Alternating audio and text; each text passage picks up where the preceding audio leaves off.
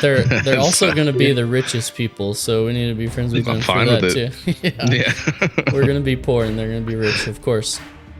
All right, hey guys, we're back with the Zone of Influence, an Ashes of Creation podcast brought to you by BadCuzDad. Me and Scott are joined today by Brock and Rob. They're going to join us to talk about the crafting system in Ashes of Creation. So, Brock, man, thanks for joining us. We'll just ask, what have you been playing recently? Thanks for letting me on and talk to you guys about this artificing system. I've been playing Guild Wars 2 a lot, because that's, of course, my main game. And just a couple other single-player games, just on the side, whatever. But, yeah, mostly Guild Wars 2. Are you big into the crafting with Guild Wars? Yes, but it's very easy, and it doesn't really compare at all to this. So being big on crafting is like a very low buy-in. Gotcha. And Rob, what's up, man? How are you doing? What have you been up to? What have you been playing? Not bad. I go back and forth between a few games. The main one I play is Lost Ark, and then I also play. I go in and out of RTS games like the definitive editions of the Age of Empires and the remastered Command and Conquers. Nice. Brock shaking his head over there. You play those too, Brock, or what? Absolutely, yeah. Nice. Classics. Classic. I don't even like RTS, but they're right, classic games. Yeah, definitely. sure. Yeah. Cool. Well, thanks for joining us, guys. Like I said, we're gonna talk about crafting today. I know me and I don't know about. I don't want to speak for Scott, but I am not a huge crafter in games. Shocker. And so I wanted to bring you guys on because I know you guys do more crafting than us, and it's kind of, certain games even that you guys play lend itself to crafting a little more than some of the games we've played. But I just want to do like a basic kind of overview of the crafting system before we get started and see where the conversation takes us. So the way Ashes has it set up is there's going to be three, they're calling them classes, or three branches of crafting, if you will. And so you're going to have your gathering, your processing, and your crafting. And each class is going to have multiple professions. So think like gathering, you have mining, you have fishing, kind of stuff like that. Processing, I'm sure you'll have like maybe smelting, like turning ore into ingots and stuff like that, of course. And then, of course, crafters will make the end products. And it sounds like you're only going to be able to gain mastery in one branch.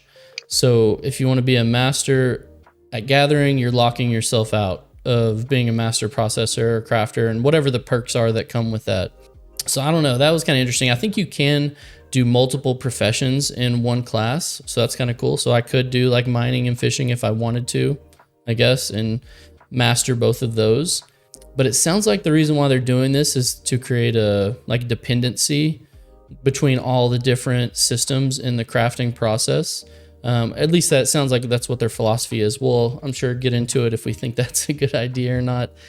Especially the way crafting goes these days in most MMOs. It's really, you can almost craft from beginning to end. There is no specialization almost anymore. And then the other cool thing, kind of big picture about the crafting system is it sounds like the crafting system will have its own progression path.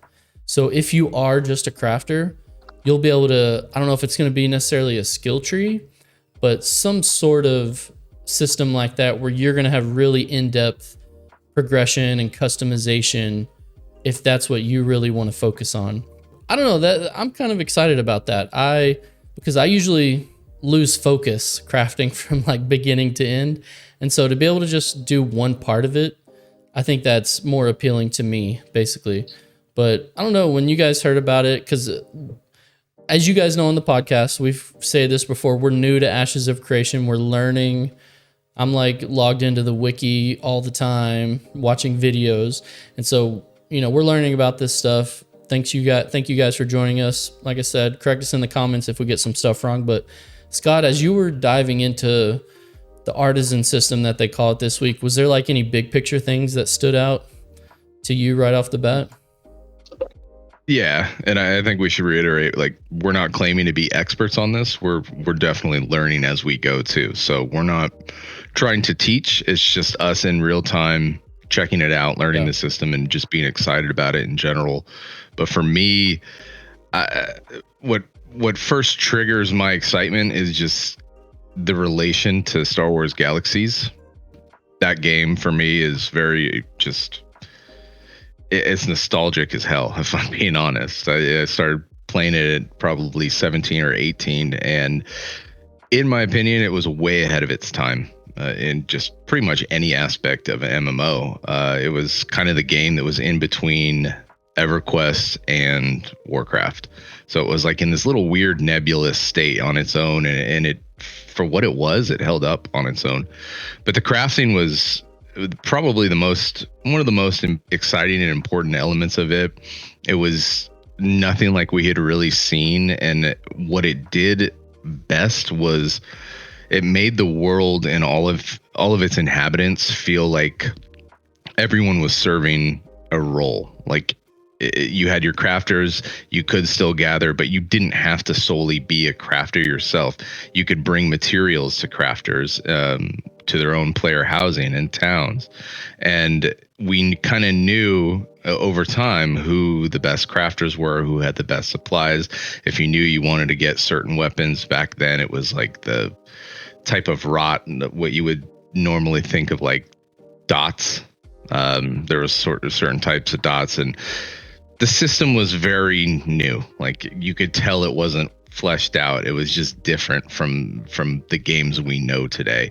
But point being is that it was a unique element of a game that I had not experienced, that seemed to really make the world feel more alive, even though it was pretty simplistic for the time. Like I think back about it now, I think, or I'll go back and watch old footage just for nostalgia, and it is just so different than what I remembered.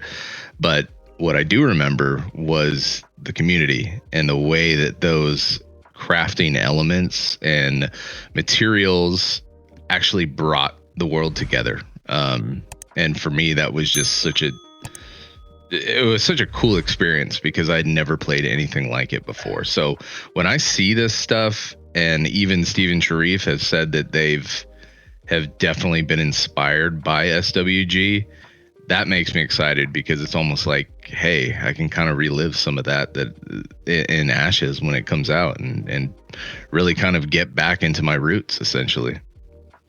Rob or Brock, did you guys play Star Wars Galaxies at all, or no? I did not.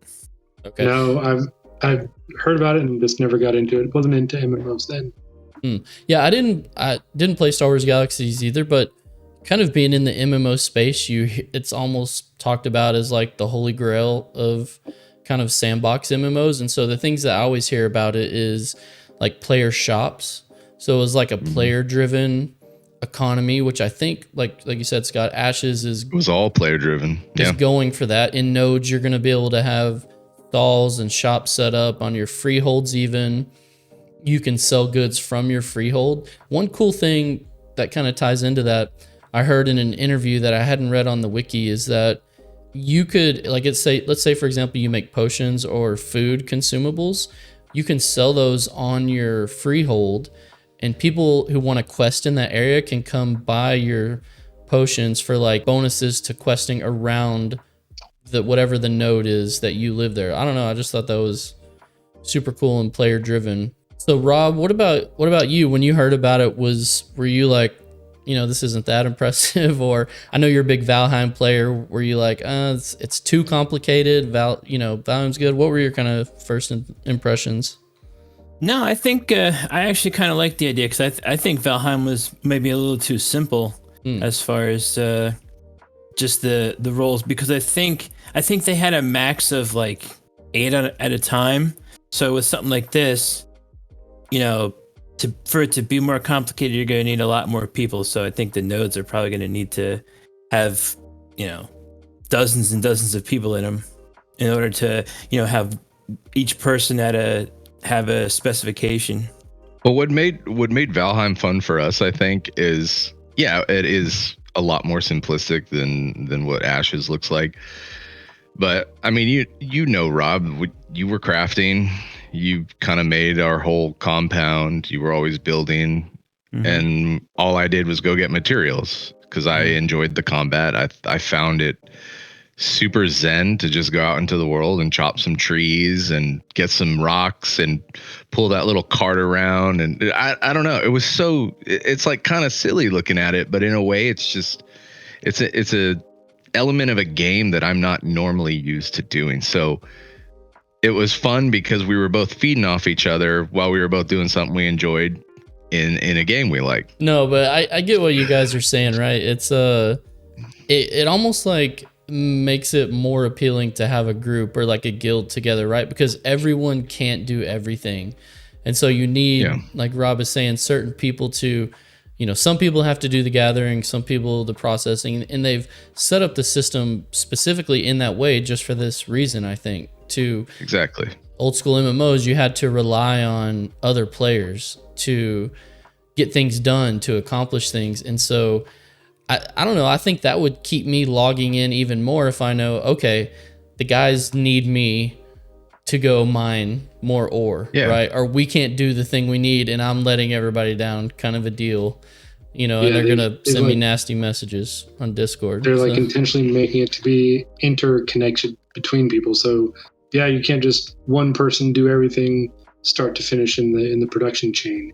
Like you could focus on one aspect and then your friends do the other part, and you get that community that invests you in the game, like you said. Yeah. It's like the old saying, teamwork makes the dream work. Yeah. And it feels like MMOs have moved away from that over the years. Even WoW started out, I would say it was pretty integrated. You had to go to enchanters, you had to go to engineers for certain things, and over time it became more solo friendly, I guess, which is fine. I understand that the games have to adapt and evolve, but when I think of MMO, my immediate thought is always Star Wars Galaxies, and without the community, it's like, why are we even playing an MMO? So when a game kind of motivates you to use that aspect of a community and like hanging out with your guild and your friends and all contributing, that to me is what makes an MMO fun, because that is at its core what it's really about. It has changed. I feel like Lost Ark is the exact opposite, because I'm always I feel like I'm on an island by myself. Like so many of the things that you can do to progress in the game, you have to do solo. You can't even do it with a team. So it's like, how is this? It feels more like a single player game than an MMO. Yeah, that's one of the reasons I kind of stopped too. It was tedious, number one, exceptionally time consuming, and then we were never at the same gear level to really do anything together. So it's just there's a lot of players, but you still feel like you're just playing a single player game. Well, even when you're playing like through the story, you can't co-op on any of the little scenes and everything. And Ashes is trying to get back to that, because like you're saying, even if, let's say, we're all like 10 levels apart, I mean, we still need resources for the node. We can still gather. We can still do things that contribute, even though we're not. Everybody play your part. Yeah. Exactly. Yeah. And so I want to get your perspective, Brock, too, just kind of your big picture, because I know you're a huge Guild Wars 2 player, and Guild Wars 2 is almost touted, I don't know if ArenaNet loves this, but as the casuals MMO, because not because it's like easy necessarily, but the quality of life in Guild Wars and convenience is like above any other game. And so when you saw this system, were you like, you know what, Guild Wars makes it so simple, this is very complicated? Or you're like, you know what, I don't know. Did you mind it? What did you think about the complexity? Yeah, at first I was like a little bit disappointed that, I wouldn't be able to just one man this whole entire thing myself, the whole entire production chain, because I can switch between alts if I needed to and craft every single thing in the game, because I'm master level on all the different crafting recipes there. But at the same time, like, I think I started looking and thinking about it more as like this would be a good opportunity to specialize, and like what would I want, like, for my main to be as a crafter, like separate from my class profession. What would my crafting or my artisan profession be? And just kind of like all the different places that you could kind of specialize in that, I think makes it for, another aspect of the fun community involvement and RPing. I was like, it is actually it would be kind of neat to be able to go into a zone, just an open world zone, where I don't know where all the nodes are immediately going to be, go do a 15-minute loop, have everything I need, and then I can craft that one thing and be done with it. Like I'd have to be more invested in it. And as someone who also doesn't always go to the PvP aspects, I think finding my niche in the economy, in the artisan system, like would be a fun way to experience the game. See, Tom, Brock and Rob are like the perfect teammates. And that's where we'll complement each other in the game, because they'll need. We'll go get it or go take it from other people. Yeah, but they're also going to be the richest people, so we need to be friends with them for that too. Yeah. We're going to be poor and they're going to be rich, of course. All right, let's get into what everybody's kind of excited for. Scott, why don't you go? Are you like a gatherer, processor? Was there something that stood out to you? Or like, I want to put my time into that aspect if I have to, and as far as a artisan class? Yeah, gathering. Obviously, anything that gets me out into the world, like Valheim did. While out gathering, like I said, I find it kind of zen. And then if I happen to run into other players or a caravan or something like that, right, I can gather their loot. So, or let's be honest, I'll probably get killed now and they'll take my stuff. But is there like something you wanted that seemed appealing to you that you wanted to maybe do, or not really? Lumberjack and mining, man. Just got to go with the two, the trusty axe and pickaxe. Yeah. I had a lot of fond memories of listening to music in Valheim and just cutting down trees. So yeah, that's kind of my jam. Yeah, I'll piggyback on that. I think I'm also excited about gathering, kind of similar to your reasons. I do think it is kind of just, it's good to zone out and I can just go gather and, not have to worry about stuff is kind of cool. But the other thing is too, usually, since I'm a PvPer, the way I view crafting usually is that's taking away my time to PvP basically, because that's what I use my couple hours of night, at night to do now after the kids are in bed. And so, gathering seems like the lowest barrier to entry to get into. You know what I mean? You just need your crafting tools, it seems like, and then you go do what it is. And I know a lot of people think gathering is boring, and I get it. I mean, even, we played Star Wars The Old Republic. They actually cut gathering altogether out of the game. You just sent your companions to get the stuff. Like, even they knew it was boring. And so, but I'm kind of excited to do it in this game. When I played Arcade, I got really into fishing because they had like regular fishing where you could just do it in like rivers and lakes, but they had like deep sea fishing as well. And so if you would catch a fish, it would turn into this like trade pack thing that you had to take back to the turn in. But the open sea was a PvP area. And so you're always having to watch your back, while you were fishing, or you could choose to pirate and go try to find the people who are fishing or whatever. And so I like what you said, Scott, about gathering gets you out into the world and just provides maybe some PvP aspects to it. And so, yeah. And especially as cool as the world looks now with the dynamic weather, it seems just awesome to be out there exploring and gathering and encountering other players. Yeah, totally. So I can see myself doing fishing and maybe, like you said, maybe mining, or because I think you can do 2 specializations within your class. And so I'm thinking fishing 1 for sure. The other cool thing I saw about fishing is I think they said if you can get a freehold that's close to like a river or a lake or something in the world, it will give you bonuses to like fishing or lumberjacking around your freehold or whatever. So if we could like have one that's close to the coast or on a river or something, like that would be, I don't know. That sounds super cool. Yeah, I love those kind of nuances. It's small, but it adds a depth to it that's really immersive. Yeah, it makes it more dynamic for like, hey, where am I going to actually set up my base? Is it going to be over there close to the mountains? Is it going to be close to the city so I have proximity? Or you just I love it when you have choices like that you can make that actually will impact and like have an effect on some gameplay aspect. Yeah. So me and Scott are super boring. We're gatherers. What about you guys? Rob, what do you think would appeal to you in the system? Probably the processing part, I think. But I think overall, what has got me kind of my interest peaked about this game is just the whole idea of managing the assets for an entire other group of people, and kind of, being the one who manages what gets processed, what gets crafted, what gets done, and, fulfilling the needs of what the whole group needs, and kind of managing all the resources. That's kind of, it kind of brings me back to Age of Empires, where I send my little NPCs to do the gathering while I'm actually doing the management. Yeah. So you'll be in charge of all of us. Got it. Yeah. I mean, I already vote Rob for mayor. Let's do I'm it. already on board for it. Sounds good to me.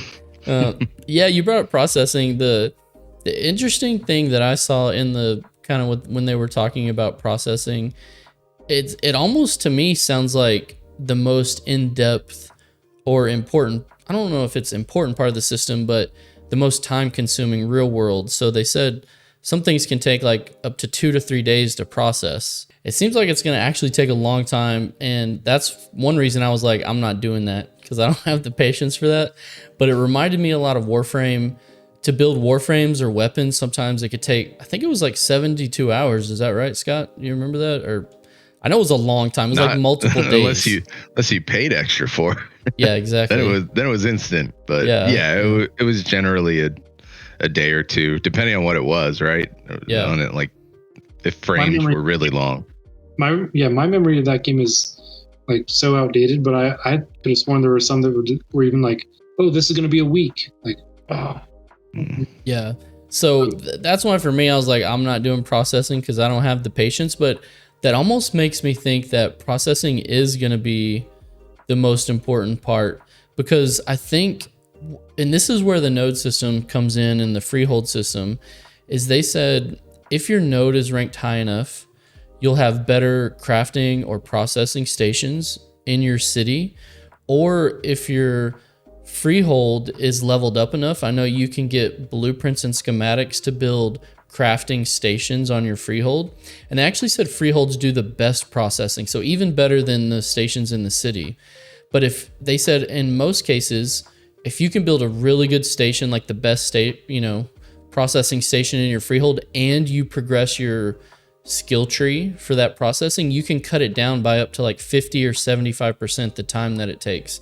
So processors who are able to process those goods faster, first of all, you can make more gold, right? Just more currency from the volume, I'm sure, of things you can process, but then it also gets your guild like the stuff it needs way faster. So I don't know, is that interesting, or is that, I don't know, what do y'all think of that system?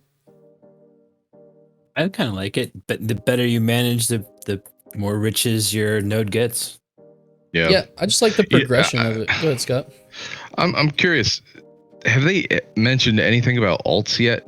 When we think of alts, we think of modern day WoW, where you can kind of just make a bunch of alts and they can each have their profession. But in SWG, there were no alts. You could only have one character per server, and you had to actually get another account.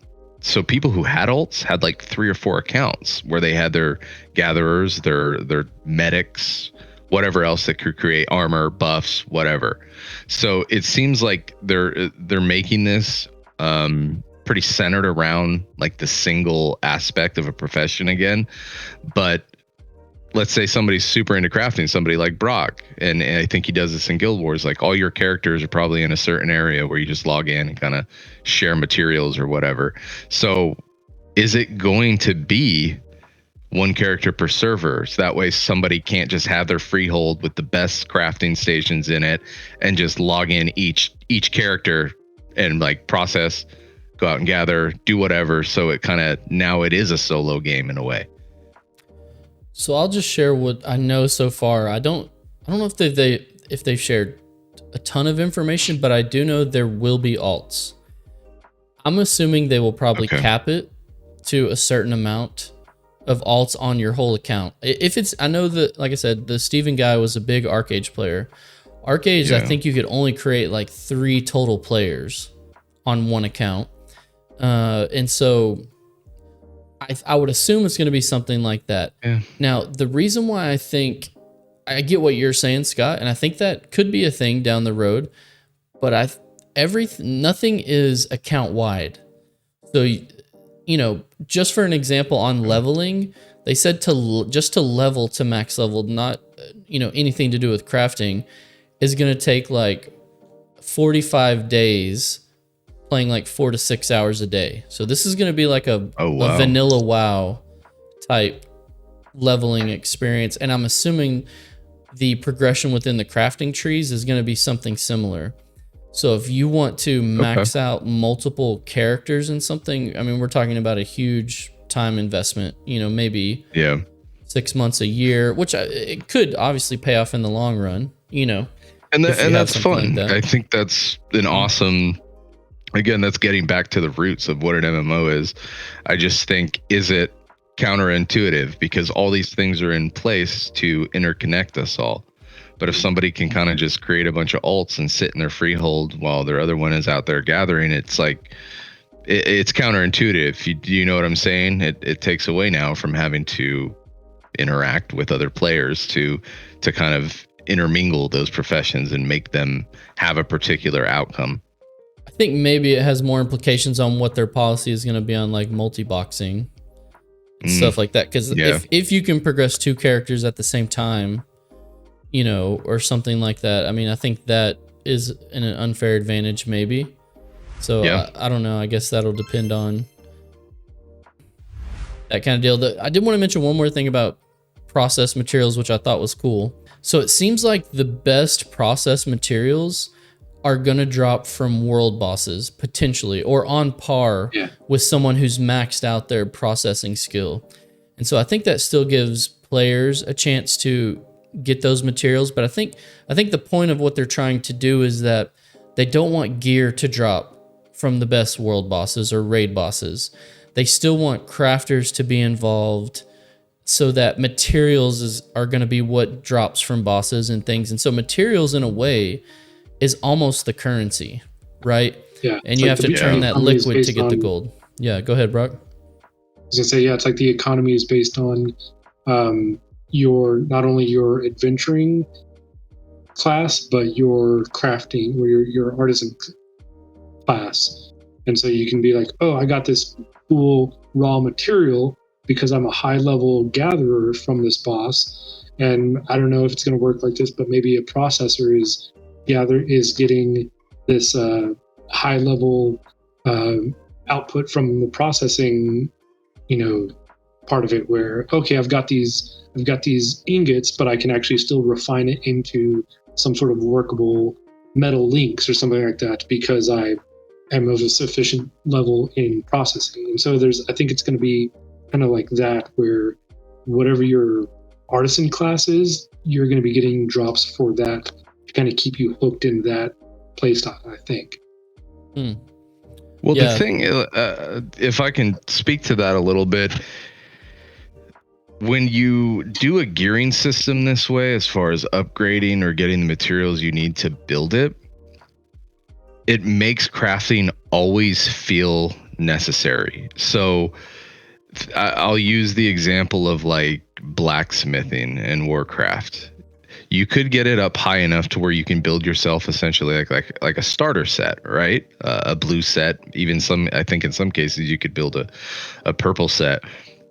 But as soon as you entered a higher tier of PvE or PvP, all that became negligible. Like the crafting was no longer really beneficial to you or anybody else. But when it's like this, and we're searching for materials, we're doing PvE or PvP for materials, for the schematics or recipes, it always keeps crafting in the loop as a necessity. Because without them, the stuff you loot at higher end PvE or PvP is practically useless to you if you don't have somebody to craft it for you. You make a great point, which I guess is what we should have led with. Like, why is crafting actually valuable? And it's because, like you said, they've stated, this is their philosophy, the best things in the game are craftable. And so the best armor, the best weapons, the best things you can get is from a crafter. And the reason why it keeps its value is because nothing is bind on equip. So if someone in our guild crafts some armor that we use and it's awesome, but then they craft something better, we can sell the stuff we currently have. It keeps crafters relevant and, you know, the things that they craft valuable.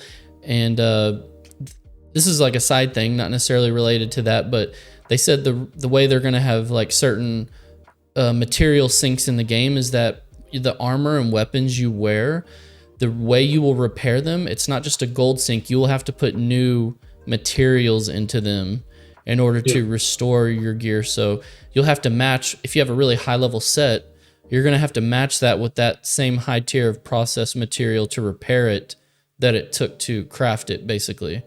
So even on the secondary market, people are going to need to buy materials from processors to repair their gear or whatever. And so just the fact that gear is that important in the game will make sure that the crafting remains relevant. Where, like you're saying, Scott, in most games, crafting is just like a side hobby, like a mini game. Yeah, if you like it, go do it. It's kind of fun, but it doesn't have any real value, kind of a thing. No. So outside of maybe the food and the high level chefs can make like the guild or the raid feasts, you know. But yeah, outside of that, not really. Not really, no. And before we get too far down the rabbit hole, Brock, we haven't asked you about what looks appealing to you, like as far as getting into, as far as the crafting in Ashes. It made me smile when Rob said processing was going to be his, because I was like, all right, well, there we go. We got a full guild right here, because I'm most interested in doing the crafting. Anything in particular, or not really? Just kind of wait and see. I liked what you just alluded to there with like the gear having like durability that would go down over time. And so like I feel like there's always going to be a need for that. Plus, I'm the type of player who likes to acquire. I like to collect and things like that. And so just a simple thing of like, oh, hey, there's all these recipes that I can unlock on my character to be able to craft different pieces of gear, different types of armor, or, you know, whatever the final product is. Like I'll have a recipe book of all these different things that I could potentially do, customize, and the system that I saw real briefly about how you can kind of tweak the end crafting process, where let me play with these dials, let me make it more physical damage output versus magical damage output, or like just kind of like tweaking and finding the customization of like an end product from these processed materials. Like I'm like, cool. It's like a sim game. That would be my hobby in this game, would be doing the sim thing of crafting this armor, crafting this weapon, or, you know, whatever. I have no idea what the two professions would be that I would focus on, but the whole crafting class seems like the thing that is most appealing to me. Yeah, I agree on that, actually. For a collector, like you were saying, I think the recipe book that they mentioned is like every time you learn a recipe or a schematic for something, it goes into your recipe book kind of a thing. And so I can see collectors wanting to try to, you know, just find everything that they can in the game. And the other thing I really liked about crafting, which is usually kind of different in other games, is they said the crafting is not RNG based. So it is based on the quality of the recipe you have. So if you find, like if a schematic or a recipe for a certain sword drops off a boss that's like a purple level, then anything you make will have that. Like you were saying, the customization is not in the chance of the quality of the item that's going to be crafted. It's in, they've kind of stated, like you said, these dials that you'll have. So if you want to put, like you said, physical damage, magic damage, if you want to put a certain perk, you know, you can really customize the piece you make. And I think, you know, with 64 classes, I mean, technically 8 classes, but you have you pick a secondary class out of those 8 to kind of make your class. Finding certain armor with perks or weapons that mesh with the class, I think is going to be kind of a big meta, until people find the meta, is going to be really fun kind of a thing. They also said you get recipes from all kind of stuff, like not just from monsters, but I think the social orgs like the Thieves Guild, the Scholars Academy. You can get recipes from increasing just your skill progression, right? Down whatever you pick, whatever religion you pick. I think there's like 6 religions you can pick in the game or something. Confused it too, but I think there was something on like when one of the nodes advances to like, what they're going to focus on. I think if they focus on like a science domain or something, I forget the exact terminology, then when you're doing crafting and stuff, you have higher probabilities of just randomly discovering these recipes of different quality and things like that. I could be mixing it up, but I feel like I heard something about that, like, oh, you focus this node on a science society, and you're going to get benefits to the artisan system that way. Yeah, I think science nodes will have the best crafting as far as that goes.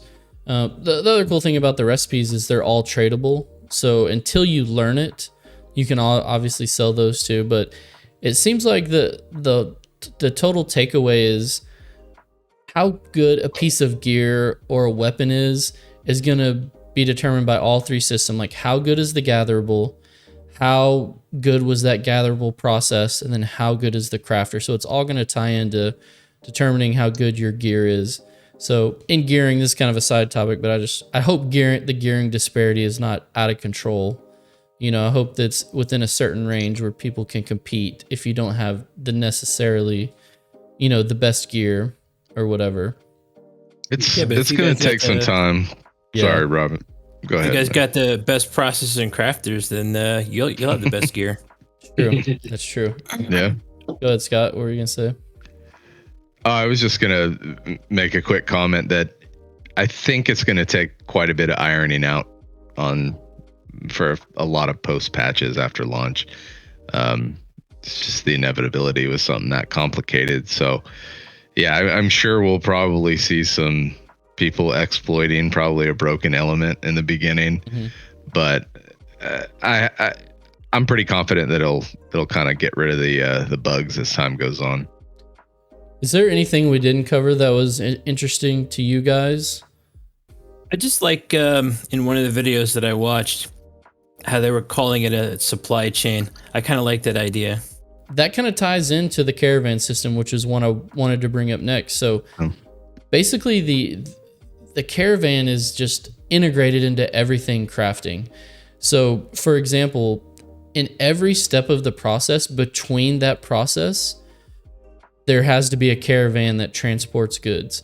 Now, maybe if you're like farming close to your freehold and you have those stations next to your freehold, then maybe that doesn't need caravan transport. But I mean, Scott, if we're like super far away gathering stuff and we've reached like, I'm assuming there's going to be some sort of limit on what you can carry. You know what I mean? In like the game. Like a weight limit capacity. Possibly. Right. Inventory capacity. Yep. Yeah. So we might need to have a caravan to transport to either our freehold, or if Rob is a citizen of a node that has really good processing, then we have to get that stuff there. So the caravan, is used for that. And the caravan, which is exciting to me, probably you, Scott, is it's obviously it's a PvP zone. It creates an open PvP zone where you don't gain corruption if you jump into the fighting, as far as that goes. And so anyway, but you get it there, and let's say Rob does the processing, and then we have to get it to another node or something where Brock can do the crafting. You have to then have another caravan that will transport it. And you have they talk a lot about risk and reward with Ashes, kind of like to that old school MMO, what it was. And so, people are going to go after caravans because, especially after the processing, because the processed goods are going to be so valuable. Like, we're going to have to make sure we're defending that as we get it to the place we need it to be. And so it just seems like caravans is integrated into the whole supply chain, like Rob said, I don't know. Are you interested? Is that sound appealing, Scott? That whole system of caravans? Yeah, the risk reward is the fun part to me. Anything in a game that makes me feel like I have been able to really achieve something in the digital level. We'll use achieve loosely here, but achieve something in game. That is what makes it fun for me. And when I feel like I have to work for that, and we've talked about this when it comes to Star Wars, you like the easy or the low barrier to entry to like get into war zones and whatnot and just be on equal playing field. Whereas I prefer the old school approach of working for what you have so you can become powerful. That's like the whole point of the RPG is to progress your character. So to say that like we have a caravan that's going out with processed goods and we make it arrive to Brock, he crafts it, and now we've just successfully protected that to now acquire a new weapon, a new set of armor, whatever, like that invigorates me as far as like, yeah, we did something together and now I got this reward and now I can go and continue on. It's that feedback loop of constantly achieving something that you're putting the time into. I almost am wondering if attacking caravans is going to be more profitable than just going out and gathering. Like if you're really good at PvP and you can, but I mean, I'm sure they'll balance it because I know caravans just have a chance to drop a portion of what's in there. So I don't think you're going to lose like everything you had in a caravan. And I know they said completed goods do not drop. So if you've crafted like a weapon or something, that doesn't drop. But I don't know. I'm wondering, especially since caravans aren't just land caravans. There will be ships on that transport between continents and islands that are caravans. And so having a good ship on the ocean that could track down with cannons or whatever to try to get, that sounds really, really cool. But bringing this up, like I know me and Scott have talked about PvP. Let's kind of transition to the concerns. Like as crafters, like Robert Rocket, does the knowledge that your stuff that you've worked hard to craft, like if you spend 3 days processing something, that it can be a portion of that can be lost in a caravan, is that like cause for concern, or does that not really, are you not worried about that? I'm not too worried about it just because you can always craft more. Mm-hmm. It just kind of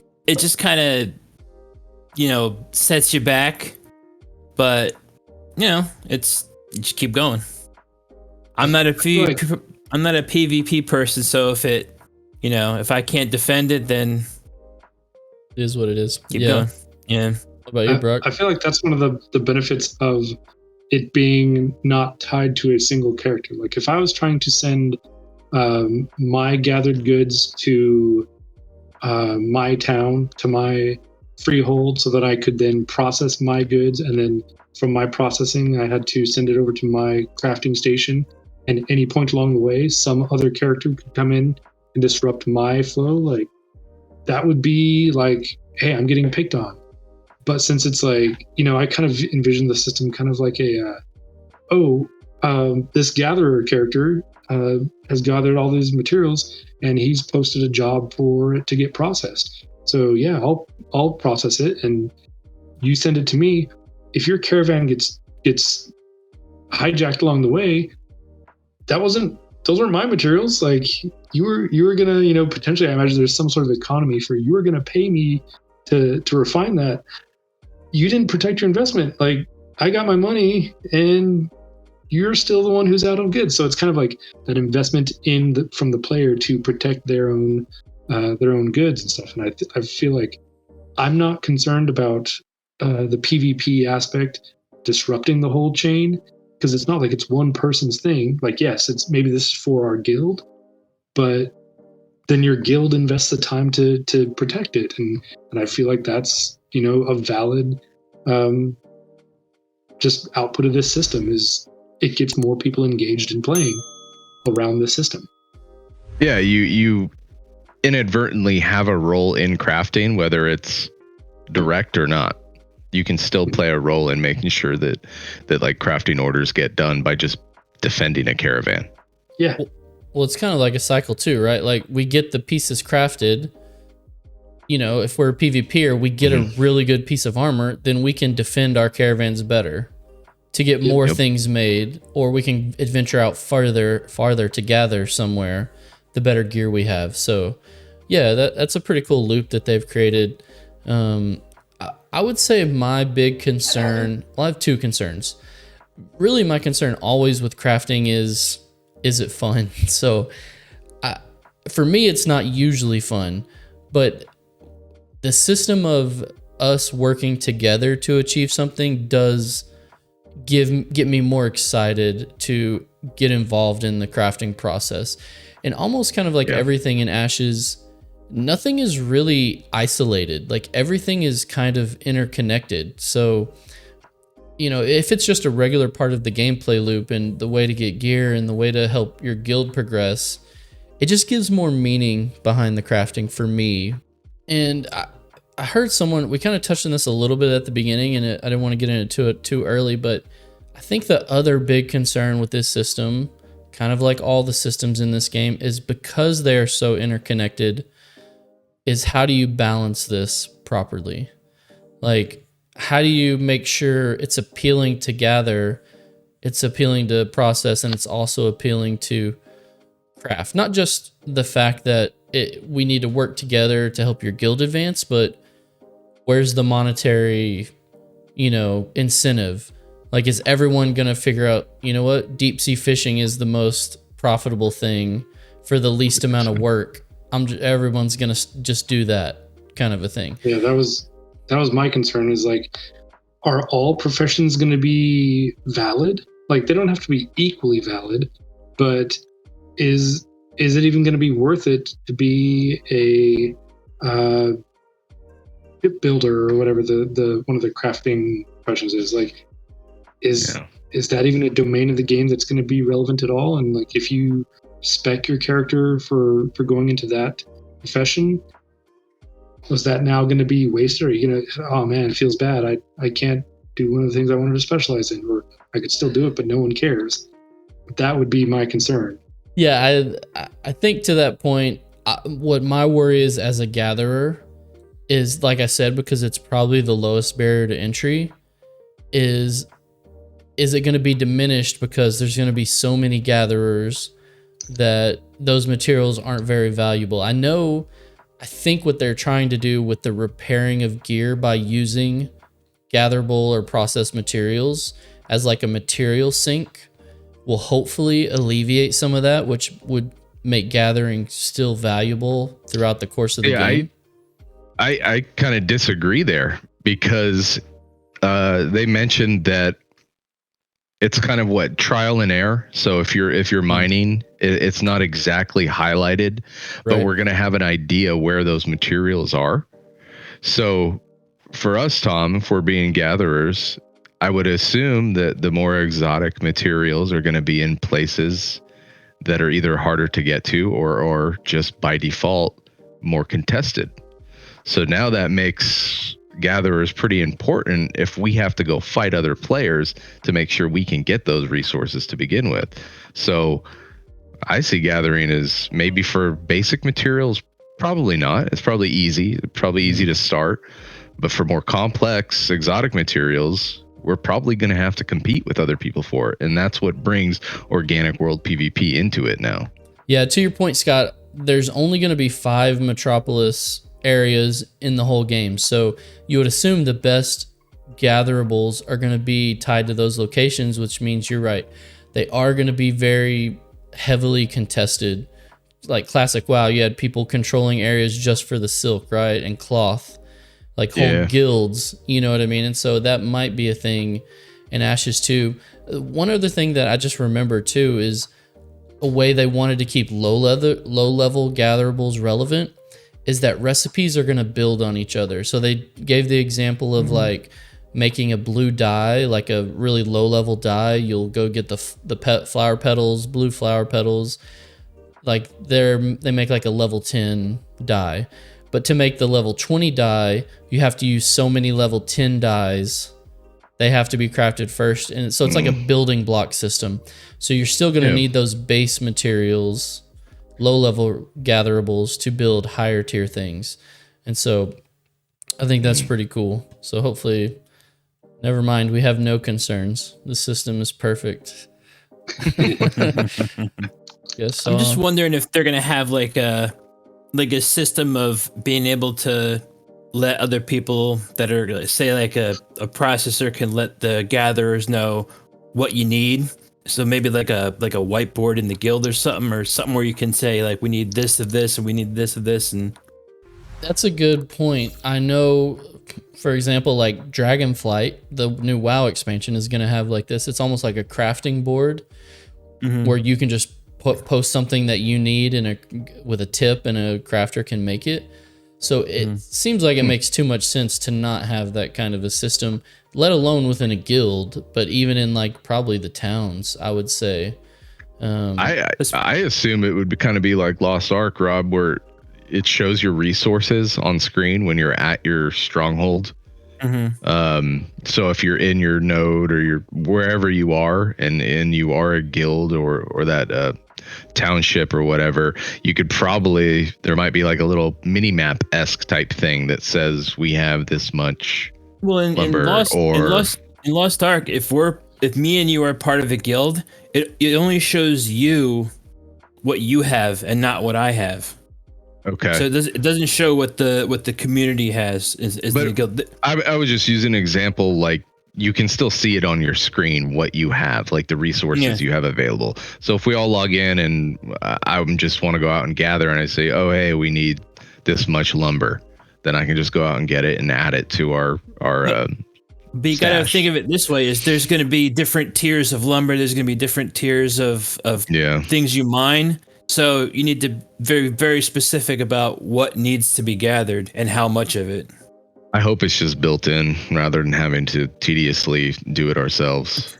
Well, that maybe I think in Alpha 2, they're going to probably be testing a lot of this stuff. And so that might be some, and I think there's no NDA, so people will be streaming the Alpha 2 and all that. And I'm probably going to buy into it, even though it's expensive. Yeah. I think, I'm pretty sure I'm going to. And so I think that we could probably have a really good list of feedback as far as guild UI and stuff, as far as the guild bank or posting stuff. Those are like super good ideas that could hopefully they'll integrate into the game.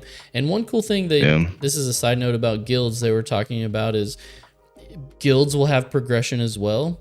So you can either put your progression into making your guild bigger, like to add more space for people, or if you want to remain a small guild, you can put guild progression in like your crafting and your combat abilities to make it to where you get extra buffs that other people don't have, that can help level the playing field if you're a small guild trying to compete. All right, guys, so we've done kind of our noob version of experiencing and learning about the crafting system. Like I said, we're just diving into it, we're learning, but I gotta say, I'm really, as a non-crafter, I'm actually pretty excited about this.